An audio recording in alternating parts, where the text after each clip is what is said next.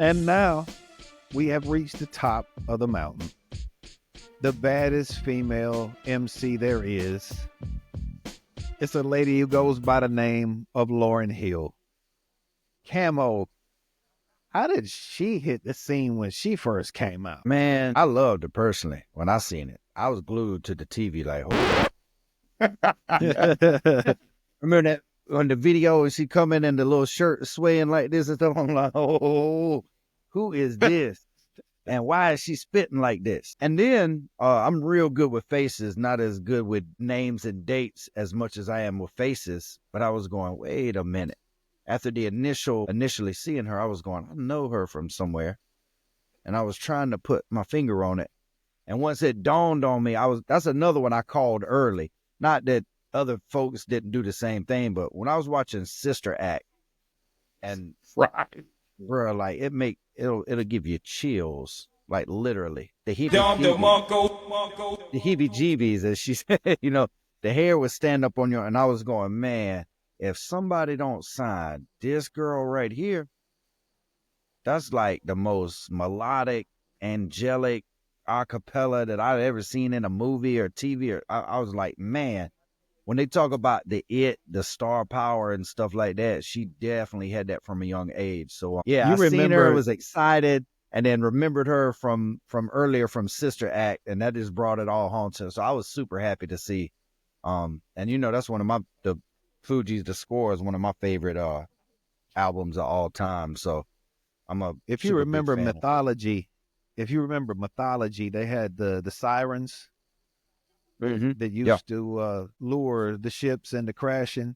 That is what I thought about when I heard her sing, because that's the first time I saw her was on Sister Act, and I saw her sing, and that was what I thought about her. I was like, I'd crash my boat for her. She had that voice it was like an angel speaking. I was like, yep, I'd crash my boat for her. If I heard that, I'd be like, let's go, fellas. That way. Yeah, man. Yeah, mesmerized. Yeah, for sure. So, outside of the voice, what is it about her lyrics that make her your favorite, man? Have you heard a song called Ready or Not?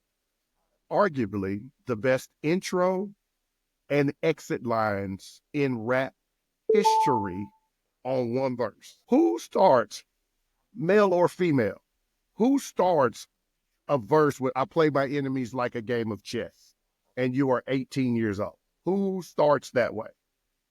But most importantly, who ends with, while you imitating Al Capone, I'll be Nina Simone defecating on the microphone? First of all, how many people had to look up what defecate mean? And who all knew who Nina Simone was when she spit that bar in 95? So when I tell you Lauryn Hill is a cheat code, she is a 99 rating Madden cheat code. She's the glitch, right? She is hip hop's Matrix. Lauryn Hill, before all of this craziness with when Andre 3000, when he disappeared, came back, did the flute, whatever. Before that, who was the most sought out MC that everybody kept begging to come back and do an album, do something? Lauryn Hill. We begged. We didn't care if it was a Fuji reunion. We didn't care if it was just her and Wyclef, if it was a solo project, whether it was rap or singing. For 10 straight years, we just wanted Lauryn back in some capacity. And we're still begging, apparently. I mean, she gave you them little nuggets that make you think it's gonna happen, like the little track she did with Meth several years back, and just you're like, okay, maybe she's back. She'll perform every now and with the Fugees. You'd be like, okay, maybe she's back. She's on her own time code, man. And at an early age, she chose what some of us wish you could do. She chose peace over fame, and that's hard to do in this industry. Or maybe not so hard if you get to a level of success that she's at and seeing all the stuff that she's seen that maybe it's real easy to go, oh, nah, y'all True that. My mind went immediately to the 50 Cent line. Then Lauryn Hill put out an album, didn't have no beats.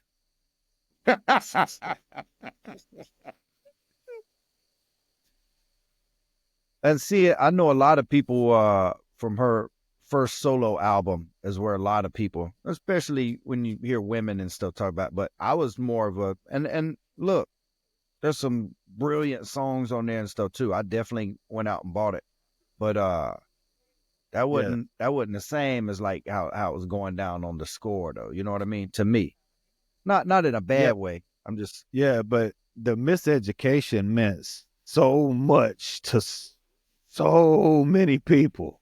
Definitely, and it was super crazy about that album. That was like a novel. What's crazy about that album? It's a classic on both sides of the genre. It can be an R&B and a hip hop classic. Same album. I guess the differentiation would be it was more polished as an artist. You know what I mean? I thought her stuff on the score, I guess sometimes, you know, you revel in the rawness, the untapped talent and stuff. And definitely by the time she put that solo album out, it was more polished, well-rounded, cleaner. But yeah, definitely super dope. Not surprised at all to see her at number one. Miseducation was her being hurt, right? You got to see her because she had a lot of say over that album versus the score.